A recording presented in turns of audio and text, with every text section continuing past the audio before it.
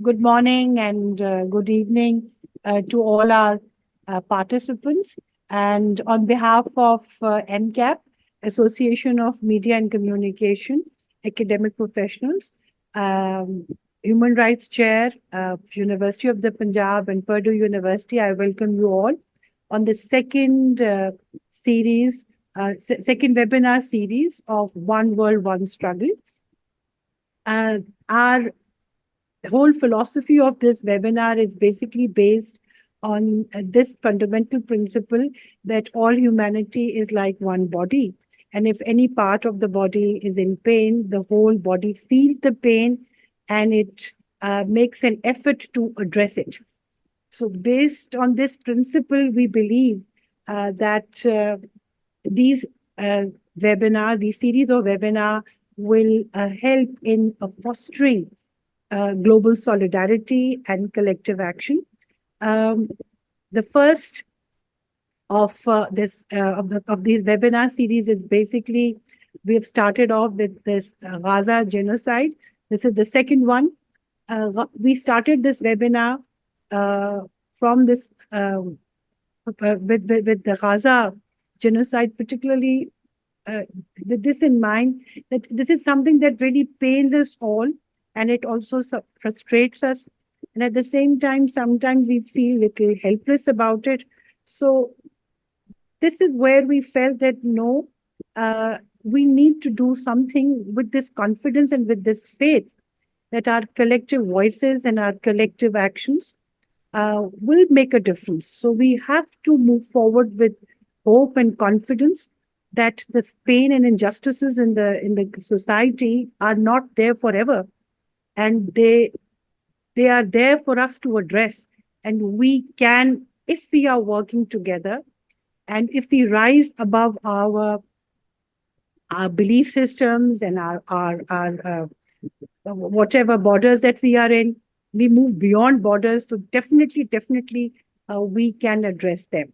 So what the objective of this webinar series is not just about discussions and just to talk about it. It's also about giving confidence to each other that we can do something through our collective efforts and our voices do matter. So it's just not about our awareness. It's just not about advocacy. It's also about taking concrete, tangible steps, uh, which we all can do in our own little ways and in our own sphere of influences. And if we do that, we are definitely going to achieve uh, or achieve the goals, and we can definitely make a difference and have an effect. So with that confidence, we are starting off with our second webinar. And I would like to invite Dr. Abada, who's the Human Rights Chair, University of the Punjab, to introduce our other panelists and also the format of this webinar. Thank you. Thank you, Dr. Bushra.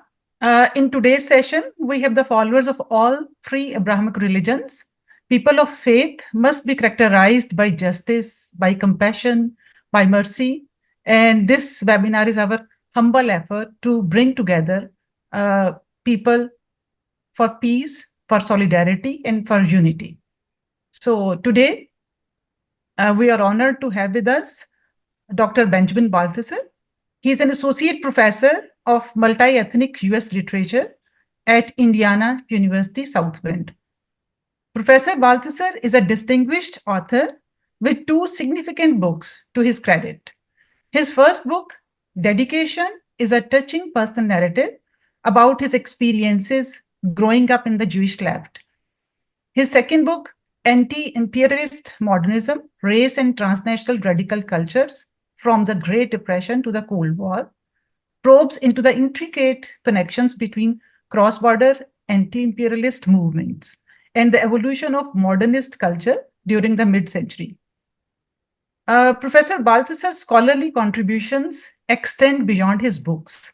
He is published in prominent journals, including American Quarterly, Boston Review, and Historical Materialism.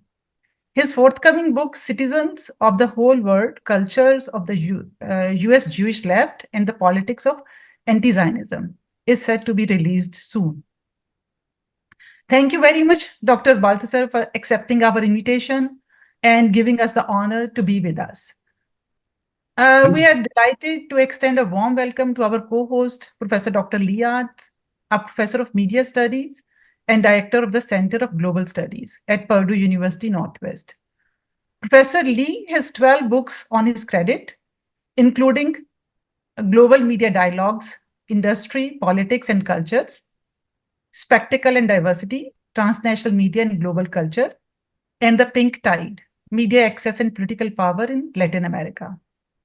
He has contributed dozens of book chapters and research articles on global media, US popular culture, and social justice movements. Thank you, Dr. Lee, for taking out time and supporting this cause. Now I will request Dr. Lee.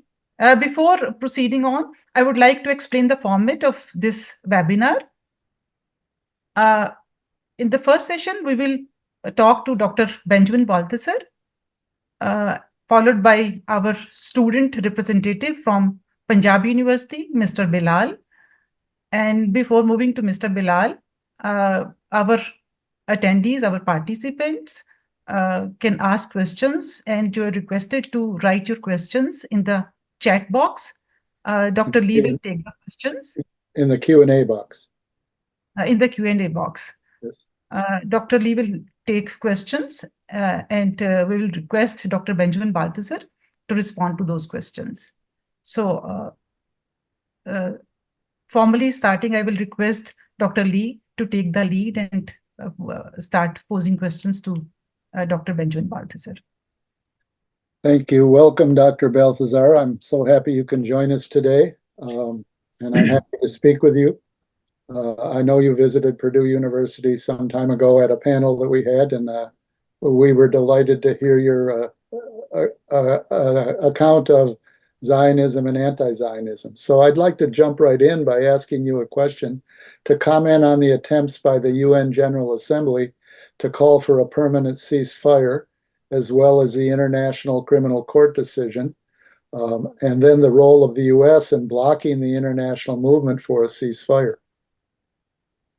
Thank you, Dr. Artz, for inviting me, and it's a delight to be in conversation with you again on what is also, though, unfortunately, a terrible situation. I would just say, in terms of the UN resolutions, these are certainly not the first ones in history. There have been numerous UN resolutions condemning Israeli atrocities, the ongoing occupation of Palestinian land, and the system of apartheid that's existed now for many, many decades in Israel, Palestine. And the US usually has the same response, which has been historically, at least since the 1970s, to block UN resolutions condemning Israeli atrocities, apartheid, and its ongoing role in ethnically cleansing Palestine. And so this is, I think, like I said, in some ways, just a longer an event in a much longer series of events in which the US sees Israel essentially as its client state, enacting its imperial policies, and then covering over Israel's own imperial policies as a kind of quid pro quo relationship. I think what's different, though, is simply in the scale and intensity. So, of course, again, the ethnic cleansing of Palestine is not new. But the level of violence that we've seen in the last 9 months, in some ways, has equal only to, and perhaps even exceeding, the Nakba of 1948, the expulsion of Palestine, of 700,000 Palestinians, and the formation of the state of Israel. And I think the world backlash has been more intense than it's been, at least since the 1960s, with the Arab-Israeli War of 1967. And so in that sense, I think it's perhaps pointing to new conjuncture in terms of U.S. relation to the world or U.S. relation to Israel, but that kind of remains to be seen. In some ways, like I said, things are repeating as they simply have for the at least since the U.S. formal alignment with Israel post 1967. So, like I said, it's an incredibly dire moment, and like I said, I'm very happy to see international agencies actually create indictments for Israeli leaders. That's new. But like I said, it's going to be very hard to enforce them without the United States behind it. And so the United States still is the sort of major global hegemon. And so it's going to be very difficult to bring Israel to court or engage in the kind of sanctions that the U.S. regularly wields, say, for instance, against Venezuela, Iran, Russia, etc., against Israel, while Israel is still a formal U.S. ally. You made in passing, I know Dr. Abidah has some questions as well, but you made in passing a comment that Israel is a U.S. client state. What could you unpack that a little bit for us? Oh boy. Okay. Yeah. So I'm trying to think about how far to go back on this question, but at least since the 1967 Arab-Israeli War. So the U.S. supported the formation of the State of Israel, but actually the U.S. was not the first global power to support the formation of the State of Israel. And there was a brief moment in the late 40s and early 50s and when it seemed like Israel would actually go into the Soviet camp, and this changed very rapidly, and sort of the roles ended up reversing. The Soviet Union became formally anti-Zionist, and the U.S. Ended up supporting the State of Israel. But it was unclear for at least a decade or so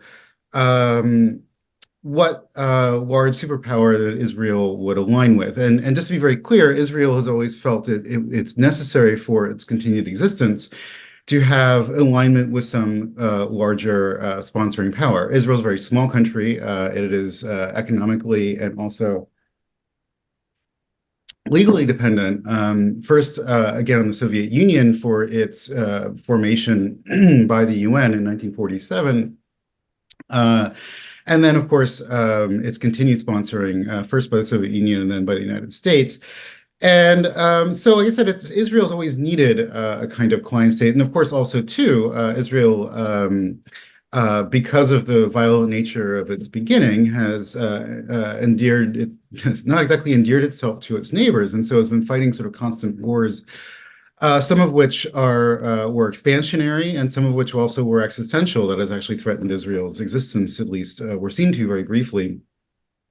And so, like I said, Israel has always needed a kind of larger client in order to exist. But to call Israel simply a client, I think, would mistake the relationship between the United States and Israel. So in 1967, what really changed U.S. Pentagon figures and Washington kind of power brokers was witnessing Israel wipe out simultaneously 3 Arab nationalist armies within a matter of days. And this is a moment in which the United States was bogged down in Vietnam and was losing quite badly. And from the United States elite's perspective, with a great deal of humiliation against the National Liberation Forces of Vietnam, and which were, of course, backed by the Soviet Union. And so when the United States saw Israel wipe out its Soviet-backed enemies in the Middle East, the U.S. basically sort of stood at attention and said, aha, this is the client that we need. And so Israel since then has basically acted, in actually the words of Joe Biden, America's unsinkable aircraft carrier in the Middle East. And Israel would sort of have to be, and again, this is quoting Joe Biden back in the 80s, Israel would have to be invented if it did not exist. And so, as we all know, the United States is a global empire. It is a global empire in all kinds of different ways, financially, technologically, culturally, but also militarily. And so it has a very large military footprint and interest in the Middle East and a large structure of client states, et cetera, to secure everything from its geopolitical presence to the continuing flow of oil or ability to block others who necessarily want the oil in the Middle East. And Israel has a large role to play in this. So, like I said, knocking out U.S. enemies. And then also, too, I think there's a large kind of cultural identification, particularly in the American elite, with the state of Israel. So Israel is sort of jokingly referred to as the 51st American state in some ways. And on one level, that's objectively not true. So Israel is not a state run by the United States, nor is the United States a state run by Israel. They are two separate and distinct countries, and do not always see eye to eye on things. I think, like I said, right now we're seeing at least a certain amount of distance between Netanyahu's government and the United States, although not enough to actually make a difference. But and there's other things that Israel has done and the U.S. has done that Israel did not like. So, for instance, Obama backed the Iran nuclear deal, which of course made Israel very, very unhappy. So it's not that they're the same country or always have the exact same interests, but there's enough of a confluence of interests, and Israel is enough of a formidable military power for the United States to see Israel as being indispensable for its continued management and maintenance of its imperial role in the Middle East. Like I said, this is not necessarily forever. It could change. There's a lot of contingency. Like I said, it's not always been the case. And it's not always been the case that the United States has seen itself so fervently in culturally and politically in the sort of shadow of Zionism. Like I said, part of it I think is also important. I'm an English professor, so I think about this as culturally as well. There's a lot of sort of cultural identification, I think, with particularly, again, sort of the American ruling class and Israel. Israel is a settler colonial country. America is a settler colonial country. A lot of, Americans still learn the heroic journey west and conquest of the indigenous peoples as, again, a kind of heroic narrative. And of course, the Puritans, when they founded Massachusetts Bay Colony, saw themselves as this providential nation, as the shining city upon the hill. And so for a lot of Americans, they see Israel as sort of a version of the United States, right? So fighting the indigenous enemy as a providential nation founded by God. And then also as this kind of Western frontier state in what is frequently referred to by American politicians as a quote unquote rough neighborhood. And that is, like I said, also kind of a cultural identification of the Middle East as essentially a place with dangerous people of color. So rough neighborhood in the American lexicon basically means, an urban neighborhood where non-white people live, right? So there's, I think, again, a lot of cultural identification of the kind of American power elite with Israel that mirrors and I think also perhaps extends beyond. And then you also have to, of course, think about the Christian Zionists, which far outnumber Jewish Zionists. So there are Zionism is a very controversial issue in the Jewish community, particularly now. So if you counted the Jewish Zionists, I think Christian Zionists would outnumber them maybe 10 to 1. And of course, Christian Zionists essentially run the Republican Party and certain parts of the Democratic Party. So you also have, like I said, the sort of Christian Zionist identification with Israel, which has a lot to do with Christian eschatology and notions of end times, but also simply identification of the Holy Land as part of the sort of Christian narrative. So there's incredibly powerful political, economic, but also cultural ties to Israel. Again, these could change. These are possibly changing now. And it is possible Israel will seek out new client states, with the Hindutva and India, perhaps, like I said, Russia, although Russia, like I said, has been very critical of Israel. But like I said, so Israel may seek out new client states. U.S. may decide that this relationship is too costly, but that hasn't happened, and I actually don't foresee that happening in the immediate future. Thank you. Thank you for that. Thank you. We also see, as you mentioned, that in different parts of the world, we see extremist movements like you mentioned Hindutva and such movements. And we see that, as you mentioned, the U.S. as a hegemon, and also a champion of democracy. So recent polls show that nearly 2/3 of Americans want a ceasefire and are against the genocide. How has the US backed Israeli genocide in Gaza affected Israel's claims of self-defense? and US and Israel's claims about their own democracy. What right does a colonial settler state has to self-defense? Well, I think it's no surprise that the United States, despite formally being a democracy, is not one insofar as the government does what is the people demand. And there are many, many issues in which the United States does not represent the will of the people. Most notoriously and consistently. So while I said, a lot of things are very popular in the United States that do not happen, everything from universal health care to a higher minimum wage to fully funded public schools. These are things that are very popular among Americans, and they say that they want, and the government does not do them. So, but I would say that probably the part of American life that is the most insulated from democratic pressure has historically and continually been what is euphemistically referred to as American foreign policy, i.e. the maintenance of the American empire abroad. And so almost all US wars, some of which have very initially a brief moment of popularity, but almost all overseas American imperial wars have been incredibly unpopular and get more unpopular the longer they go on. And so in that sense, like I said, I think US support, direct military support for the genocidal campaign in Gaza, in that sense, is no exception. So yeah, so vast majorities of Americans of all political stripes want a ceasefire. Although, of course, like I said, it's a position that is more recognized, at least marginally more recognized, in the left end of the spectrum. So there are many more Democratic politicians calling for a ceasefire, although they're still in the minority. But still, dozens of Congresspeople calling for a ceasefire, even calling to cut aid for the state of Israel. So Bernie Sanders,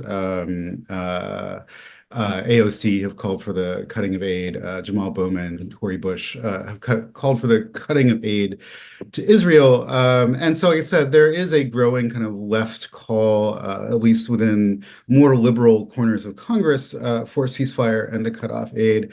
But like I said, it is still, relatively speaking, a minority. Israel, of course, is not a democracy at all. And does not have equal rights. So the U.S. at least is a formal democracy. So after the passage of the 14th Amendment, after the Civil War, basically, all citizens, at least theoretically, have due process and formal equal rights. This is not true in Israel. Israel does not have anything equivalent to the 14th Amendment that guarantees all people, all persons due process and all citizens full equal rights.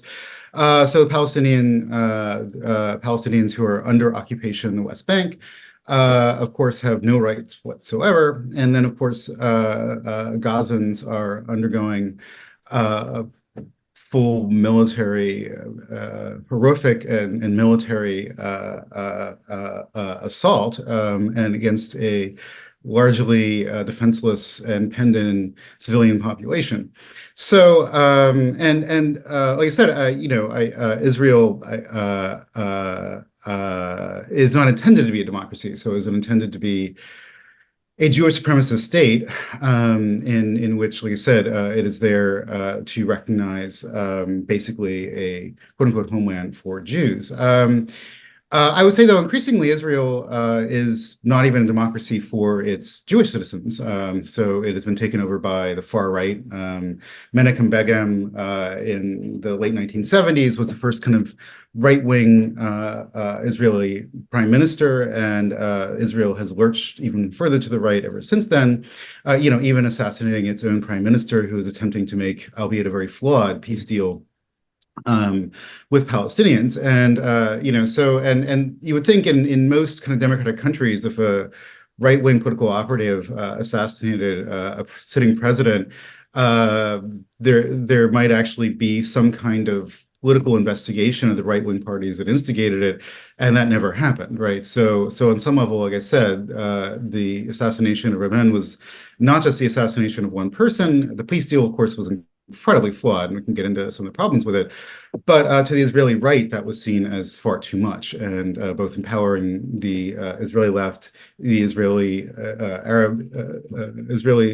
Palestinian citizens of Israel, and of course Palestinians. And so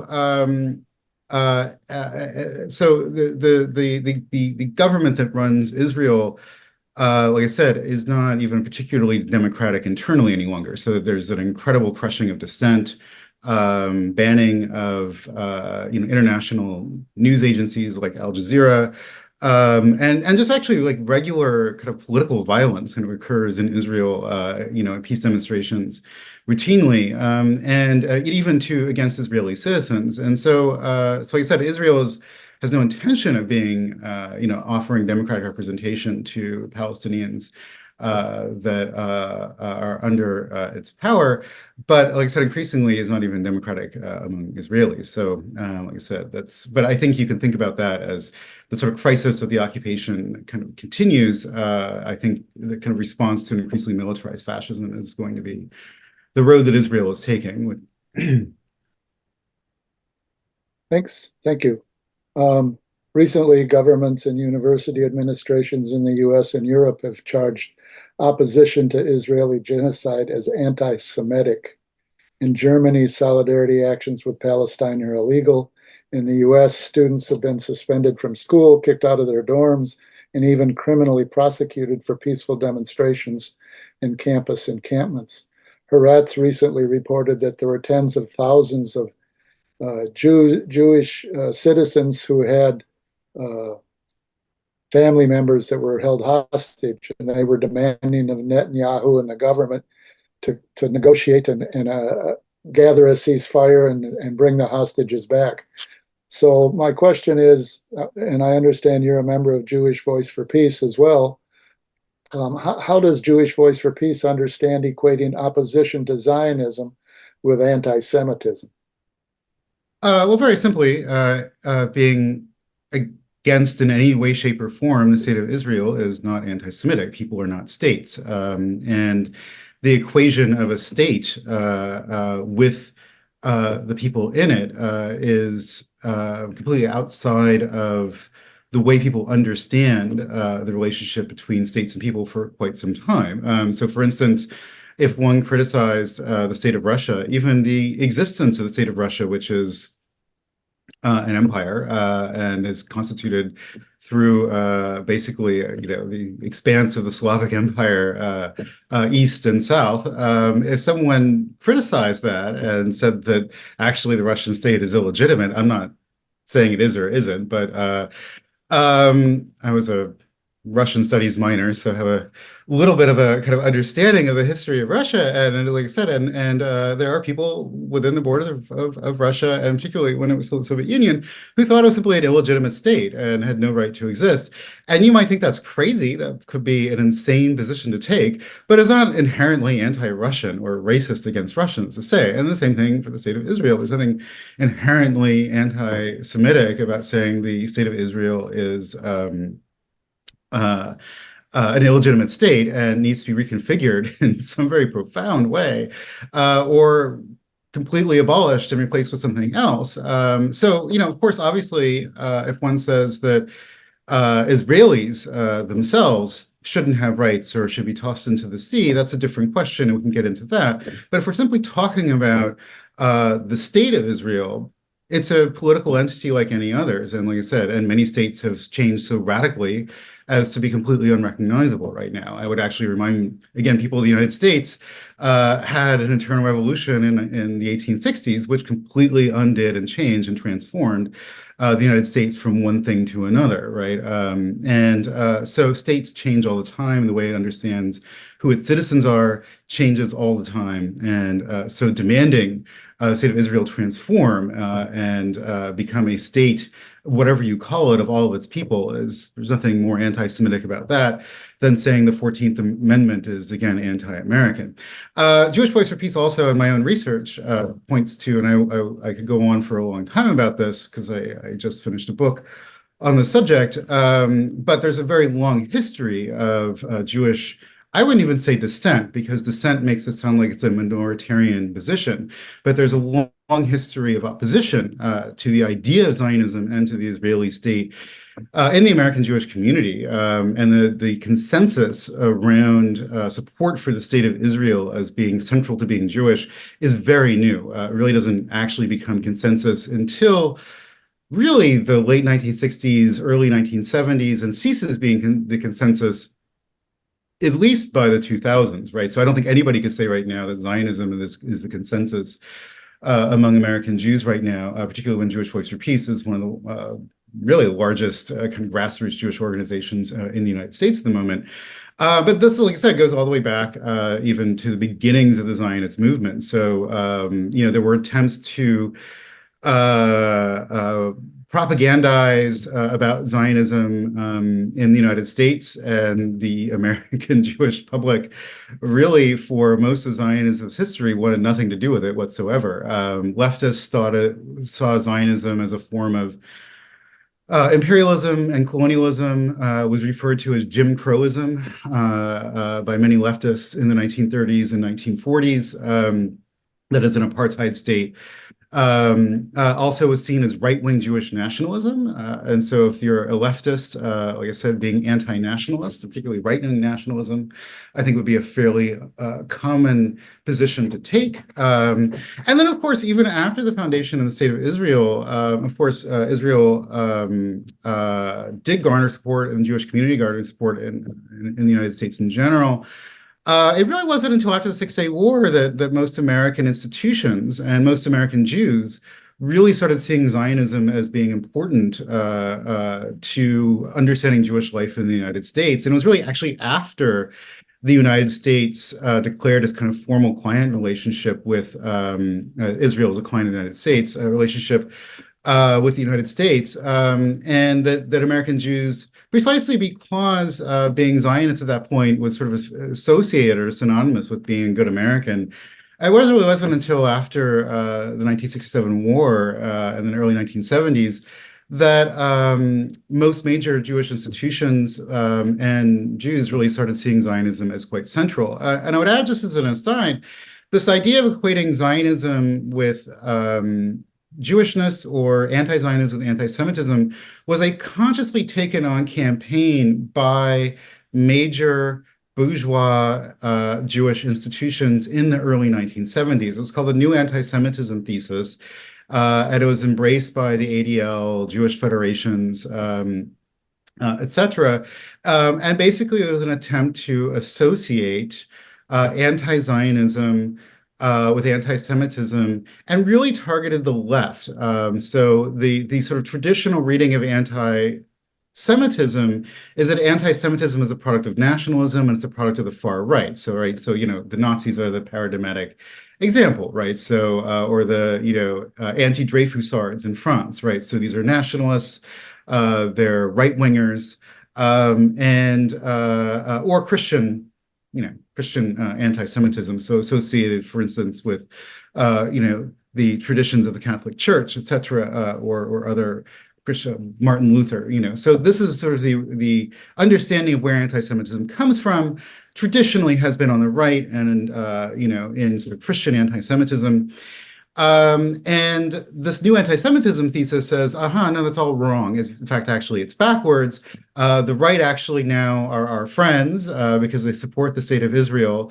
And it's actually the left who are the anti-Semites. And actually, the original book called The New Anti-Semitism, Forster and Epstein, who wrote it for the ADL, the Anti-Defamation League, particularly targeted Trotskyists and the Black Panther Party in the United States as being the prime enemy of the Jews. And that's just, first of all, that's laughable on many levels, right? So first of all, the Trotskyist Party in the United States, Socialist Workers Party at that time, was hugely Jewish. I mean, since then, the SWP has fallen on much harder times and doesn't really exist any longer, but the 1970s was still, to some degree, a coherent, organized force, and like I said, was hugely Jewish and not anti-Semitic.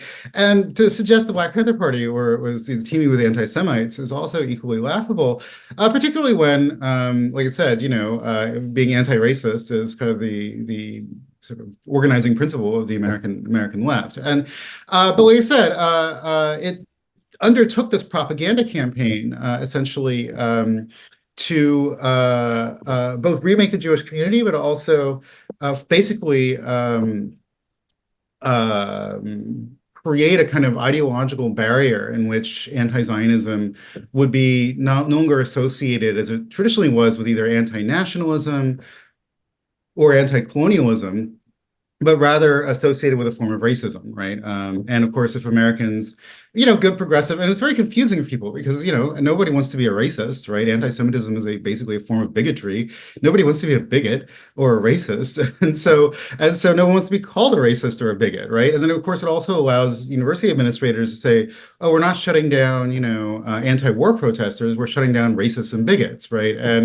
And that becomes very confusing for people. And of course, you have people who don't have much of a political outlook. You have, university administrators, and I hate to say this as somebody who works for a public university, a lot of people who enforce university policy are not terribly sophisticated. And so, you have a number of powerful organizations saying student protesters are racists and bigots. And you're a cautious, not terribly worldly university administrator, and you're going to start quaking in your shoes, right? And then, of course, a lot of university administrators are actually rather right-wing, and so support Zionism and don't like student protests, etc. And so it's a very handy tool to have. But I should also say, I think, and this is my last comment on it, I could go on about this particular topic for a while. It's also absurd on the face of it. So, of course, you had these hearings in Congress, chaired by Elise Stefanik, who's a notorious right-winger and an anti-Semite, peddles conspiracy theories about George Soros, the wealthy Jewish financier who supposedly runs the world. This is sort of Elders of the Protocols of Zion stuff, right?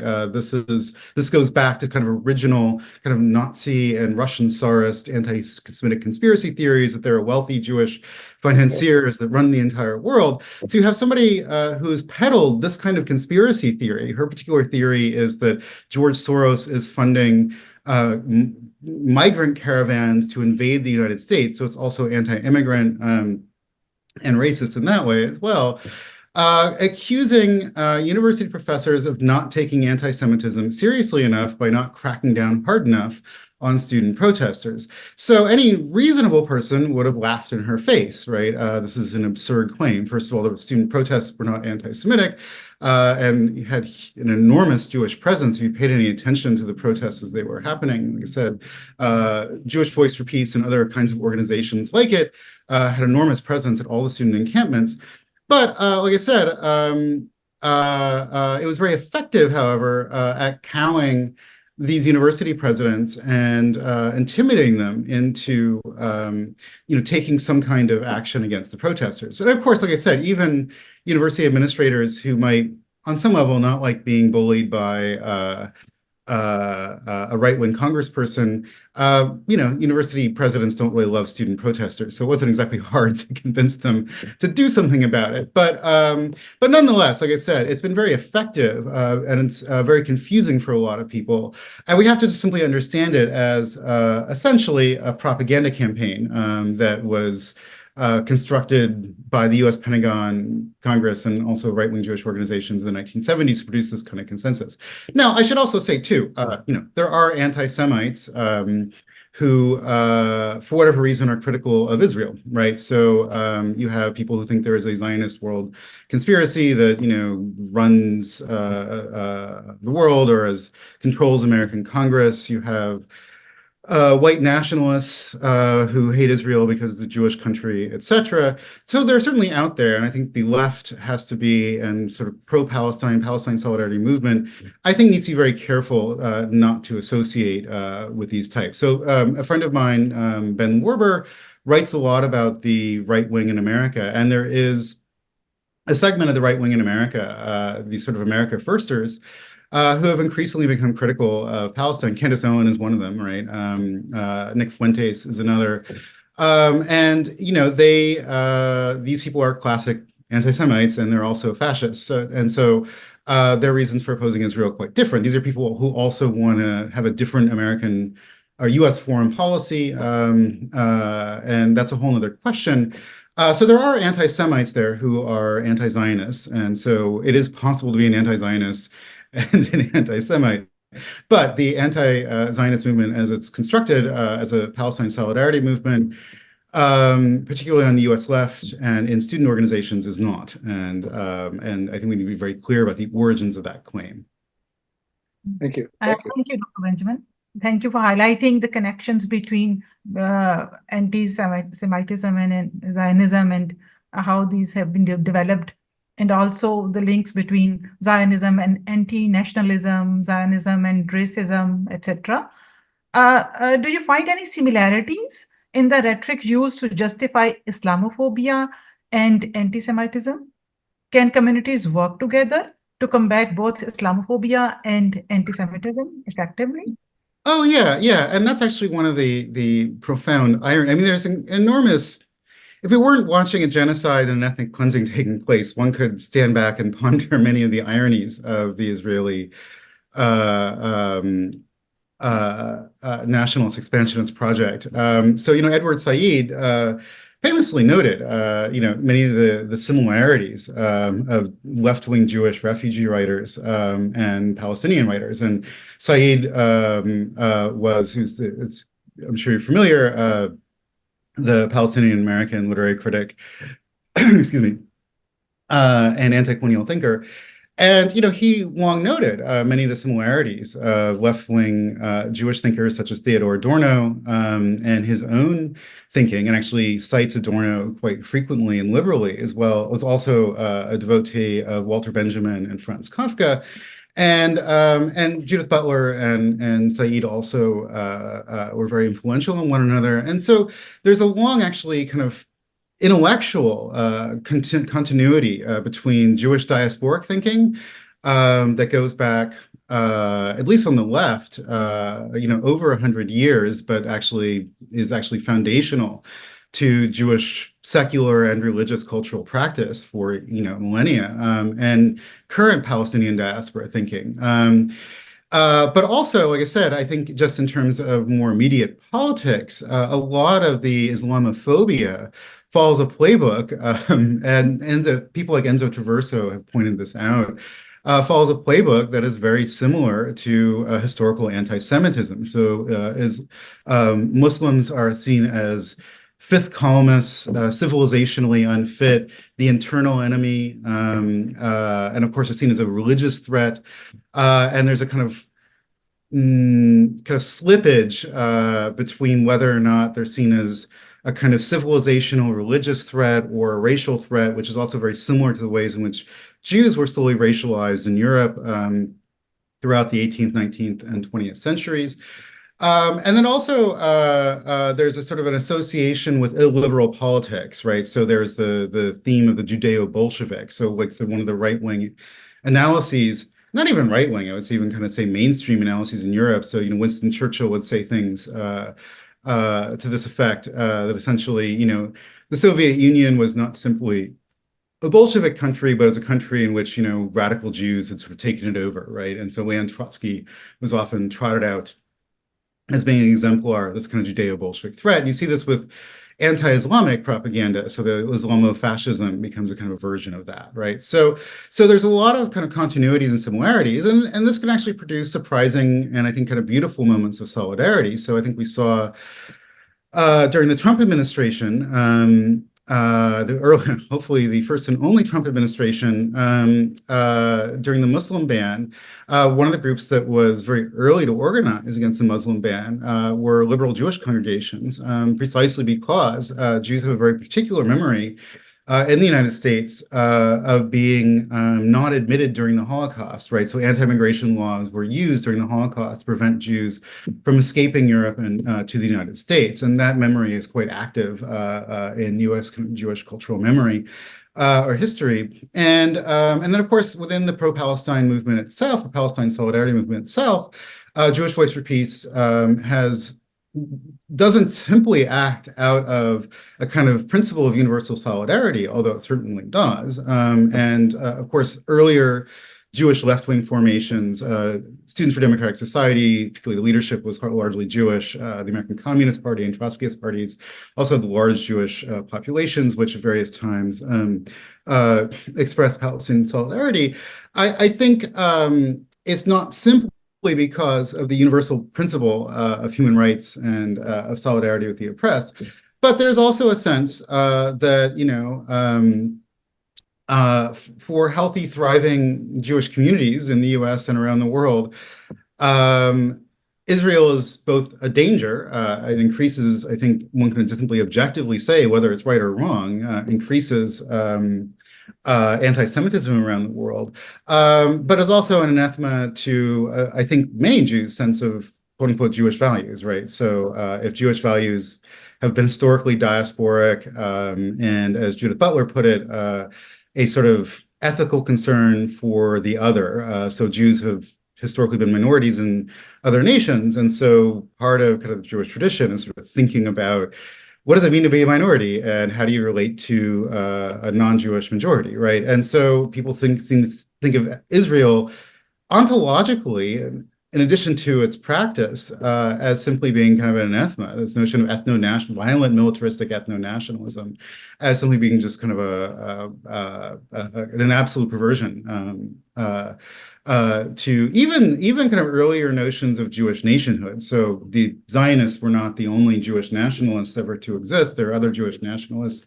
But even other Jewish nationalists never conceived of Jewish nationalism as being this kind of militaristic colonial ethno-settler state, and so like other versions of Jewish nationalism, famously the Bund, but there's also Soviet experiments in Jewish nationalism, and even sort of, you could say, proto-ideas of a Jewish nation, a diasporic Jewish nation that existed around the Renaissance. So this idea of kind of a Jewish nation is not new, but the idea that it's going to be some militarized, racist garrison state, I think for many Jews is just an absolute horror.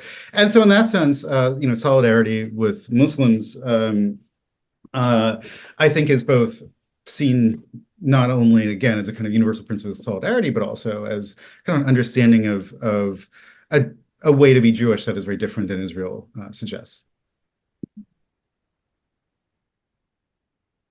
Thank you. The last time I checked, there was more than 100 nations that supported the International Criminal Court's ruling to arrest Netanyahu, but the U.S. maintains its support for Israel. So I want to go back to something that you mentioned earlier about Christian Zionism, like the Christians United for Israel, how they continue to support the Israeli occupation and support Israel. So my question is, how does Christian Zionism impact global politics and the larger movements in solidarity with Palestine? Okay, so there are people who are experts on Kufi and the Christian Zionist movement, and I'm not, but I can say a few things. Ben Werber is somebody, again, I mentioned earlier, who writes a great deal about this kind of far right Christian Zionist movements. But I can say a few things. I mean, so one, like I said, is that, as I mentioned earlier, so there's Christian eschatological, particularly fundamental or evangelical eschatological or theological explanations for Zionism, but I actually don't think they're really the primary ones. I think they're moving for some people. And basically the idea is that in this version of end times, for the Christian rapture to come, Jews, yes, the rapture will come. Yes, Jews have to move back en masse and found the ancient Judean state, right? And so this is part of this kind of, again, ideology of the rapture and belief in the bringing of end times. And I think that's important for some Christians, and they believe that very sincerely. I think what is more important, I think, for a lot of Christian evangelicals, and this also, I think, maps onto American Pentagon planning, is they see this war in civilizational terms. So that Islam is the enemy. It's this sort of clash of civilizations between the East and the West. And this, I think, unites Pentagon policy with evangelical policy. I should also mention, actually, the officer corps in America is hugely evangelical. So it is not just a kind of neutral reflection of America writ large. There's been a long investment in producing and reproducing, for some very quite understandable reasons. Like I said, if you believe in American empire and sort of American civilizational mission, and you think America's a providential nation created by God, then it makes more sense to serve in the military. Right. So, and some of it, I think, has also been quite deliberate. There's a lot of proselytizing in the officer corps of the U.S. military. But in any case, yeah. So Christian evangelicals and Zionists see this as a civilizational war, and this is part of a kind of crusade of kind of, you say, Christianity versus what they see as being this kind of Eastern Islamo fascist threat. And actually now they've kind of come up with this Islamo-Bolshevik version of it. So it's kind of going back even to the original source of the Judeo-Bolshevik threat. But in any case, yeah. And so if you think about like European Islamophobia, American Islamophobia, it is not just a kind of random bigotry of the other. It is part of this larger ideology of seeing Islamic civilization as being basically a kind of civilizational enemy. And I think that explains a lot of Christian evangelical views, and also why Christian evangelicals can simultaneously be anti-Semitic and Islamophobic. Because if you see, the Islamic threat as this primary civilizational enemy, you can also be anti-Semitic, but simply see them as part of the story, right? Or a sort of junior partner, in this larger war. And again, this sounds bananas. It's bananas. I think of it as bananas, but it is nonetheless, I think, the way this is understood. And like I said, Joe Biden calls himself a Zionist. I don't think Joe Biden knows much about Jewish history, really even much about Zionism from a Jewish perspective. I think he's speaking as a white Christian man, and I think that is his perspective. And actually, people on the Jewish left have found some of the things he said about Israel at its relationship to Jewish Americans is quite troubling. He says, no Jew would be safe in the world without Zionism.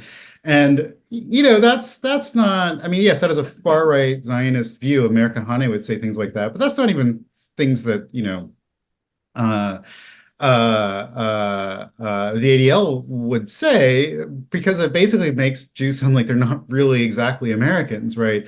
And so, like I said, it is a kind of quasi-Zionist talking point, but it's not a very common one. And so I think that comes actually not from a kind of Jewish Zionism. I think it comes from a Christian Zionist perspective. And so, yeah, I mean, Biden, I think, is not a full-born evangelical Christian Zionist. I don't think he believes in a kind of end times eschatology.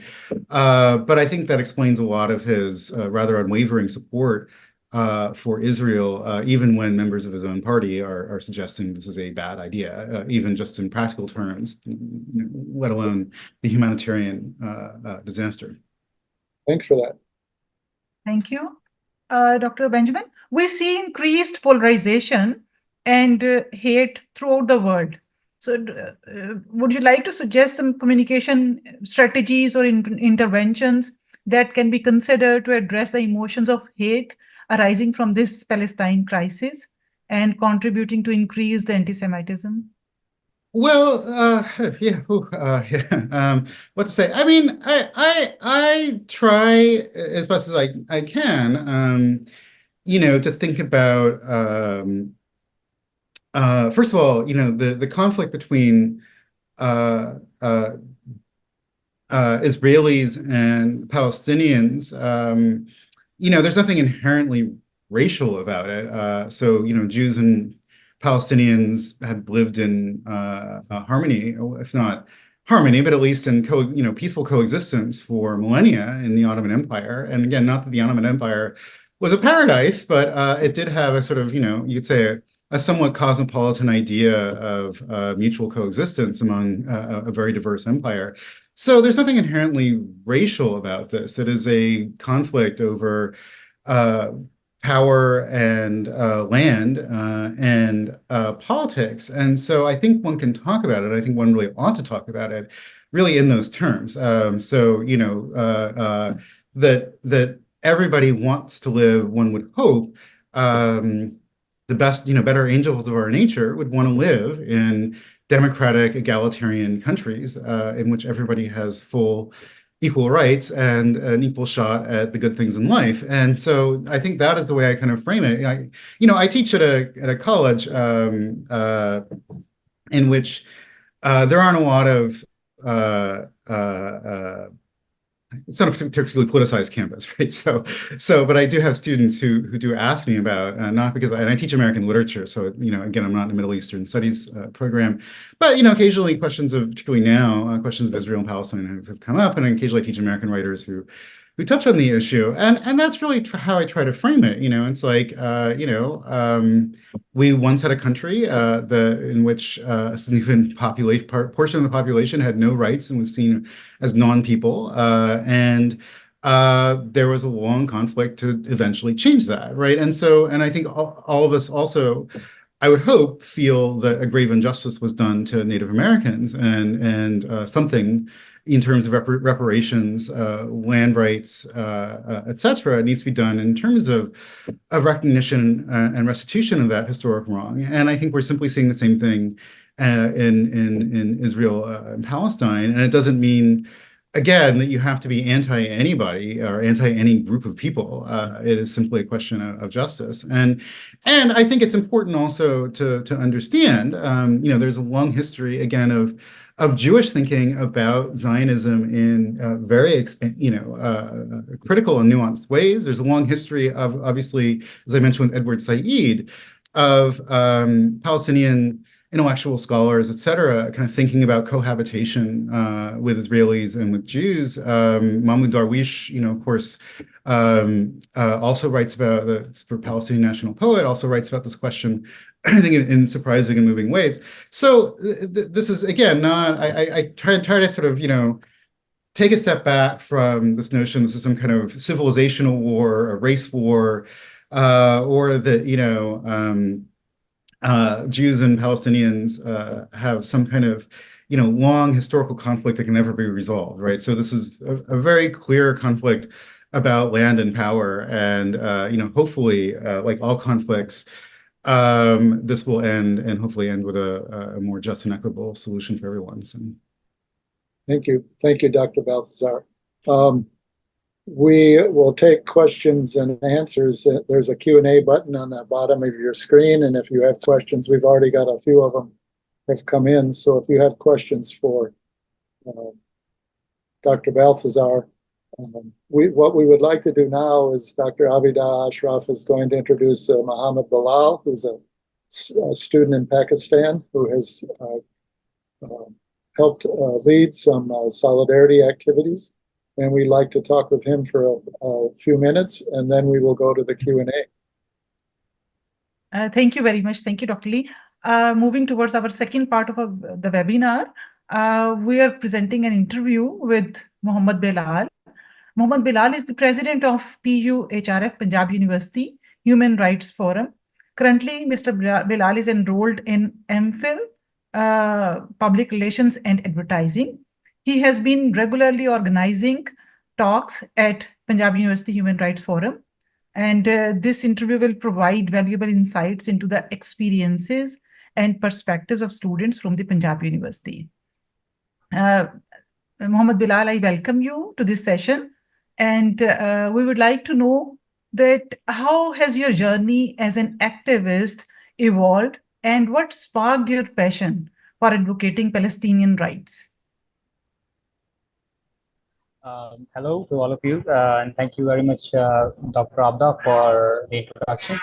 The journey as an activist for the Palestinian rights, or this entire issue, or this conflict that has been going on for almost a year, the journey has been the journey started by realizing few terminologies that has been going around, like what we were listening on media, what we were listening on, different platforms. For me, it started with the definition of the word Semite, right? For example, whenever we criticize Israel, it was always translated automatically as anti-Semitism. So when this word Semite was debunked, and we realized that this word also includes other Abrahamic religions like Muslims and Christians and Jews also. So, uh, I mean, it started from that point when we understood the definition of the word Semite.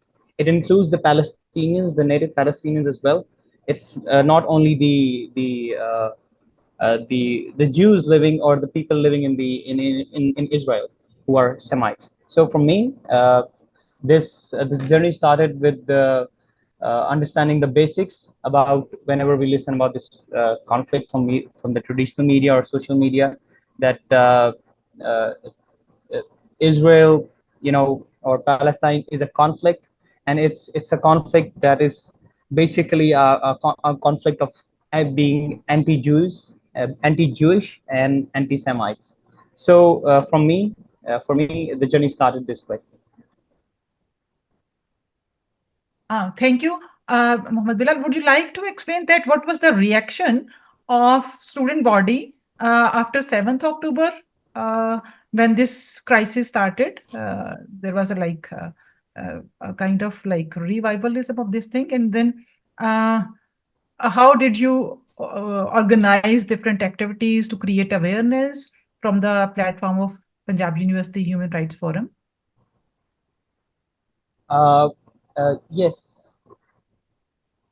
Yes. The thing is, when the attacks on the October 7 and the retaliatory attacks by Israel occurred, the reaction in Pakistan and particularly the community in which I am in, the students around, my class fellows, my friends, my social circle, and the students that I interact with in university, they were all very frustrated. Every student that I knew, or in my circle at least, they knew that it's very soon is going to be labeled as just another anti-Semitic attack on Israel. It's very soon is going to be labeled as another propaganda war, and it's also and the conversation, the good old conversation about that Israel has a right to self-defense and all those things, and those kind of things would pop up. So this was the immediate reaction in my social circle, my friends, or the people I sit with day in day out. uh, their immediate feelings and reactions were related to the history of this entire conflict. Everybody knew it's going to happen again the way it has always happened, and that was it's anti-Semitism. They are going to kill the Jews in Israel, and Israel and United States will reiterate that Israel has a right to self-defense, and they'll copy bomb Gaza, and nothing will come out of it. So this was the immediate reaction, which we were expecting, and it's actually happened that way. Thank you, Bilal. So, Bilal, you have been regularly organizing different talks on the platform of PUHRF. So, would you like to share what are some common misconceptions among Pakistani students about the Palestine issue that you have been facing, and how do you address them? When we were organizing the activities of Punjab University Human Rights Forum, the very basic misconception was, as Dr. Ben has earlier pointed out, that it was a clash of civilization. People in the young guys, the young people, the young students uh, around me, they all thought that this entire thing that is happening is just Jews trying to kill the Muslims and Muslims trying to kill the Jews, right? So the war for Jerusalem, the kingdom of peace, and all those things. So it's basically the biggest misconception that we dealt with and we are dealing with day in and day out is that it's the anti-Jewish sentiment in Pakistan, which whenever we try to discuss about this, awareness thing, there is always someone who comes and say that it's the Jews are killing the innocent Muslims without knowing the entire history of the land of the conflict, what actually happened in Palestine and Israel, right? So it's more of a political game which is going on there. I mean, it's the ideology of Zionism and the Arab nationalism and the native population kind of stuff. But in Pakistan, they see it as a religious issue. They see it as a clash of civilization, and this is the biggest thing that we have been countering for so long. Countering, and not only countering it, we're creating awareness about it by doing the, by telling in whatever way we know to the younger audiences, to the young people, to the students who are in early days, early semesters of the university and schools, in our social circles, by organizing other activities. So we have to tell them and basically educate them that this is not a religious issue; it's more of a political issue, which has been turned and cloaked as a religious one. But it's not a religious one. It's a game of land, and there's an ideology of Zionism which claims that this entire land belongs to them for like thousands of years. And there's a there is that native Palestinian Arab population who have been living in that region for almost the same time as the Zionism claims. So it's the history that have been we are trying to educate people about. This is what we are doing. Muhammed Bilal, and this is the biggest misconception. Muhammad, I have also a question for you. What kind of activities, what events have you hosted? And then what has been the response of the students to those activities that you've undertaken?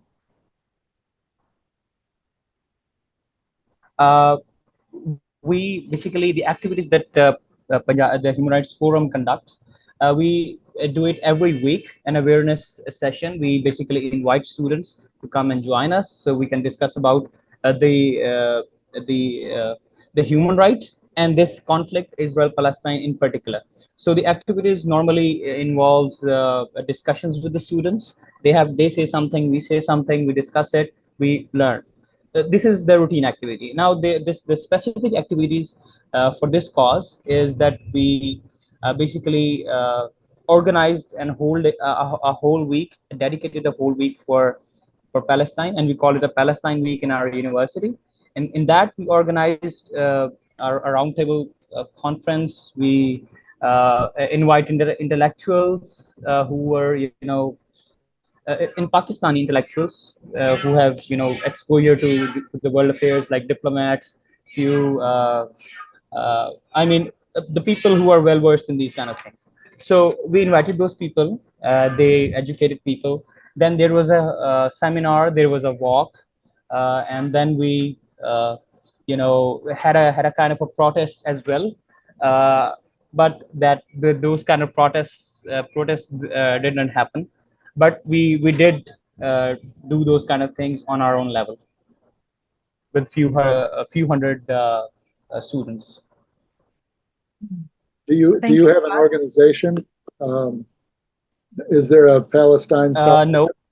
No. Okay. Thank you. No, not a formal organization. It's kind of like the traditional political parties who are there, and we collaborate with them because they also stand in Pakistan. Almost every political party stands with Palestine on the issue. So there is no need actually to create another organization. We have a forum in our university, and we can very easily align it with any political party, be they are on the right side of the political spectrum or on the left side of the political spectrum. But regarding an organization that we students have set up, unfortunately, no. We have a forum, a human rights forum, where we discuss things. Thank you, Bilal. Bilal, you were also part of the activities we conducted on 10th December to celebrate International Human Rights Day. Would you like to share what we organized and what were the activities? Yes, there were activities involved. It was a general seminar, right? Many intellectuals, key, notable people, some, people from various religious backgrounds were there. Christians, Muslims, minorities, all sorts. They were there. Also, there was this one very interesting thing that we did. Since the history of the conflict is very complex, right? Everybody has something to, to present and make the issue very complex. So we did a play where we had some historical characters a guy was playing Theodore Herzl, other was playing Benjamin Netanyahu, other was playing. So it was for the people who didn't know nothing about the conflict. They just saw Muslims in Gaza being oppressed. So in order to educate them, we did a play. I participated. I was basically a narrator, but a few of my friends, some were Yasser Arafat, a few were, you know, someone was Ben Gurion, one was Theodor Herzl, different Zionist characters of the Zionist movement, and I mean these kind of things we've been doing for the purpose of raising awareness. Thank you. You missed that you were also part of the quiz program we conducted on Palestine and Israel issue. And then we also, with the collaboration of 6 universities, public and private sector universities, we did that screening of the films and videos prepared by students to highlight Palestine issue. Thank you. And the last thing, that what message or call of action would you like to convey to our webinar participants or audiences? The message that I think we are far away from what is happening on the ground. So it's unfortunate that we are sitting here, and it's kind of what we are doing is raising awareness, but it's also kind of a thing that may seem from outside as we are trying to feel good about ourselves, right? So, but we're not doing that. The call to action that we people who are not in that situation, what we have to do is we have to educate ourselves so we can support the Palestinian people from the outside, right? We can raise awareness in our own communities so that we can make you can say a united front kind of thing, where we can demonstrate, where we can educate people. This is, I think, from outside, our discussions are, all of these things are actually not helping the people of Palestine right now, but they will help in the longer run, where the masses are educated. This is what I think right now for the people who are in this webinar or anywhere else, but not in Palestine. Thank you, Muhammad. Thank you, Muhammad, very much. One of the reasons we were doing One World, One Struggle is precisely for that reason, to share perspectives from people and to educate the participants in the webinar. Also, we had Students for Justice in Palestine speaker at our first webinar. You're here at this one, and then we have on August 17th, we will have a student from the Malaysian universities that has been leading solidarity activities there. I should also announce on August 17th, we will have a scholar from the Palestine Polytechnic University in the West Bank, who will be our featured speaker. But I wanted to thank Muhammed Bilal and thank Dr. Benjamin Balthaser for joining us today. We have a few questions on the Q&A, and other people have some questions. One of them is very specifically about the U.S. There's 2 questions. I'm going to put them together because one of the comments is concerned about people not participating in the elections. And then it's followed by a suggestion that what's more important is social movements for solidarity and other social justice rights. So I guess this would be, Muhammad, you can always contribute to the conversation, but this is seems to be a very US focused question, like a concern about, oh my goodness, people are not going to vote in the election because they can't support either candidate because they both are supporting genocide.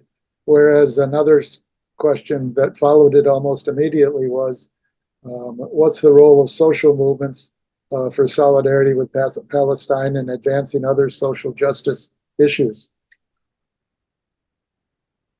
I guess I'll start. Yeah. I mean, so I don't know if people have followed the uncommitted campaign. This was a campaign of primary voters,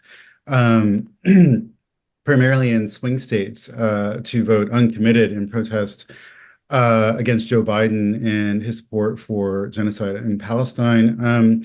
And I think, there's been a lot of debate right now about Joe Biden's fitness to office. And it's my take, people do disagree with me, but it's my take that I think these uncommitted protests had a great deal to do with people starting to question whether or not Joe Biden was a viable candidate against Donald Trump. And so obviously Donald Trump is not, there are some people who seem to have this strange idea that Donald Trump is going to be better about Palestine, and if anything, he's going to be the same or worse. So it's a disaster and it's a nightmare. And I think, in terms of how people end up voting, I don't know, it's a mess. But I think it's a sign that what we desperately need is a new kind of politics and a different kind of politics, and one that is based in social movements that really builds up power among working class multi-ethnic Americans for a more democratic country. And I think, like I said, I think one of the reasons why Palestine is suddenly, I think, resonating with many Americans. Not only is it the violence that Israel is raining down upon Palestinians, but I think people also recognize that sort of Palestine's a kind of a test case in a way. It's like if Israel can get away with this, right, what else can governments, states, and military powers get away with? I think there's an increasing frustration that the American elite is insulated from it's not only the implications of its own horrifying policies, but the way in which these and the ways in which these refract upon average Americans, but also insulated from public opinion. And so I think there's been a growing disgust with American empire.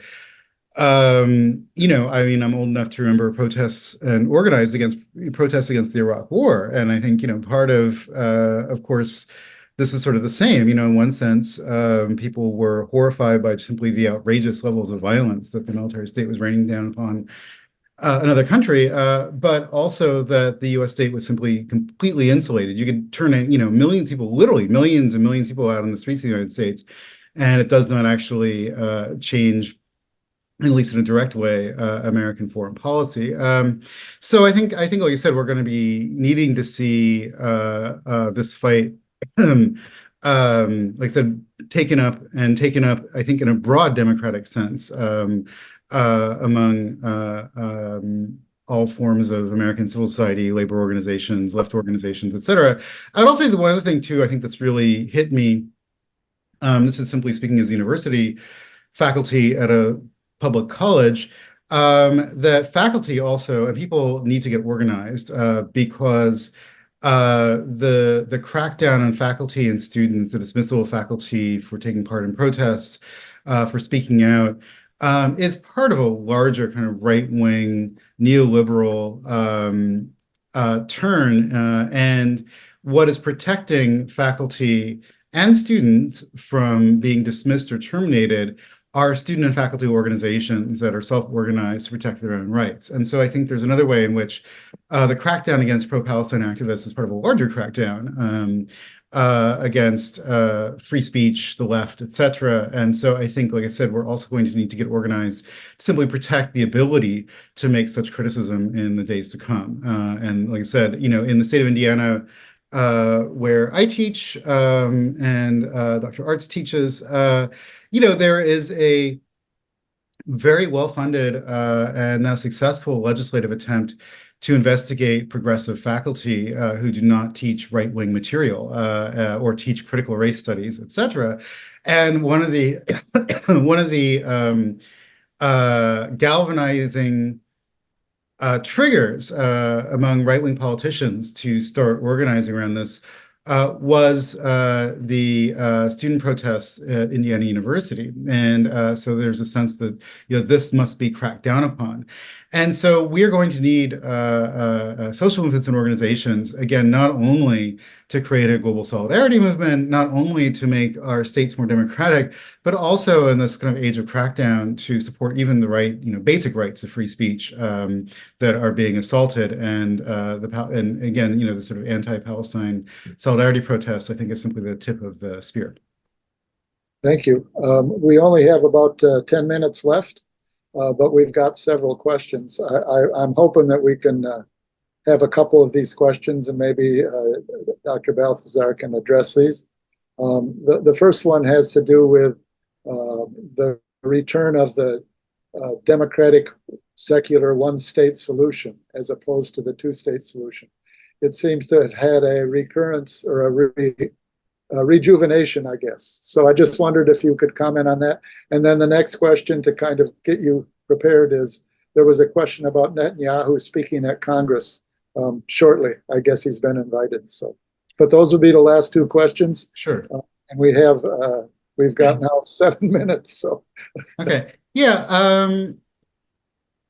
So the first question, nobody believes in a two-state solution anymore. I mean, the Israel Knesset just passed a law basically outlawing essentially the idea of a Palestinian state, right? So even on lands, taken in the Six-Day War or 1967 war. And so nobody believes in a two-state solution anymore. And so the question is, there is going to be one state, and the question is, what kind of state is it going to be? Is it going to be an apartheid state, or is it going to be a democratic state for all of its citizens? And I'm actually, kind of ecumenical on this question. I think this is something to be worked out among Israelis and Palestinians. And there was a time, I'm actually old enough to remember, there was a time, back in the 90s, in which a two-state solution was actually very popular, even among Palestinians, but that is over. So that's long since passed. Anyone who says, any American politician who says, we can't support Palestinians, they don't support a two-state solution, it's like, well, neither do the Israelis, right? And you're supporting them. So like I said, it is going to be a single state, and the question is going to be, what kind of state is it? I would just say, as an aside, it's a rather dire time, I think. When I first got involved in Jewish Voice for Peace and the Palestine Solidarity Movement, this was in the early 2000s, and there really actually was a sense, and this sounds naive, and I mourn actually the part of me that used to think this was going to easily be possible. There was this sense that now that Israel basically has made a two-state solution impossible, and this has been obvious for decades, right? So this was obvious people in the late 90s and early 2000s. Because of the West Bank occupation, because of the siege on Gaza, it just was very clear there's not going to be a viable a state for Palestinians, that the BDS movement and a kind of nonviolent civil rights struggle was going to be the way in which a single state would be created that would be equal for all of its citizens. And like I said, that seems now like a more faraway fantasy, particularly given Israel's genocide. And the poet Ramzi Kanazi, who's a Chicago-based Palestinian American poet, basically said, I believed in this idea of a land for everybody, and the genocide has made that much a harder idea to believe is going to happen. I still think it's the only thing to believe in. There's nothing else to believe in, even if something seems far away and impossible, as a progressive person, you have to believe a just solution is still the correct solution. It is just a very grim and horrible time. Netanyahu coming to Washington, D.C., it's an abomination. I mean, again, Netanyahu, we're dealing in multiple layers of crisis. So not only is there a crisis of the genocide that has taken place, but there's also just, again, a kind of simple crisis of democracy. I mean, Netanyahu's a loathed figure. He's a loathed figure in Israel. He's a loathed figure in the United States. He's a loathed figure among Jewish Americans in the United States. He is just an incredibly unpopular, disgusting person and a genocidaire, and then also someone who's been indicted by the criminal court. And so not only is the United States inviting this person who is widely loathed, but also has to violate international law, not just in spirit, but in letter, to bring him here. And so it is just simply an outrage. And one can, I think, only take it as a kind of gesture of contempt. Right. So, you know, it's like the famous poem by the Central American poet Ernesto Cardenal about this Nicaraguan dictator. I built the statue because I knew of myself because I knew you'd hate it. And I think this is sort of a similar example. It's like Netanyahu is not brought because anybody thinks that anybody wants him, except maybe, you know, this kind of right-wing fringe, but because we know you're going to hate it, and then we can do it to you anyways. So yeah, it is an absolute abomination, and I think kind of gets at this kind of crisis, not only of genocide, but this crisis of democracy that exists in the United States as well. So. Well, I want to thank Dr. Abida Ashraf, Dr. Bushra Hamidar, Muhammed Bilal, Dr. Ben Balthaser, and all of our participants that have joined us today. I also wanted to announce again, on August 17th, we'll have the third webinar, One World, One Struggle, Solidarity Across Borders, featuring a scholar from Palestine Polytechnic University in the West Bank, and also featuring a Malaysian student who has been active in the solidarity movement in Malaysia. And I hope all of you can join us again on August 17th at this same time, whether it's early in the morning or later in the evening in other parts of the world. Thank you so much for joining us today. Thank you for the questions. Thank you, Dr. Ben, Dr. Abida, Dr. Bushra, and Muhammad, Mr. Bilal. I appreciate all of you joining us today. A big thanks to Dr. Benjamin, Dr. Lee, and Dr. Bushra, Muhammed Bilal. Thank you very much. Thank you, dear audience, for being with us. Thank you, and see you, inshallah, on the next webinar scheduled on 17th August. Thank you. Thank you. Thank you. Thank you very much once again. Thank you, Dr. Ben, and Dr. Lee Artz, and Dr. Abda and Bilal. And basically, I would like to thank all the participants in this regard, that their presence here and their participation here is a reflection that we are serious people who would like to work on this thing seriously. And so thank you once again, and looking forward to meeting you all in the next webinar. Take care. Thank you.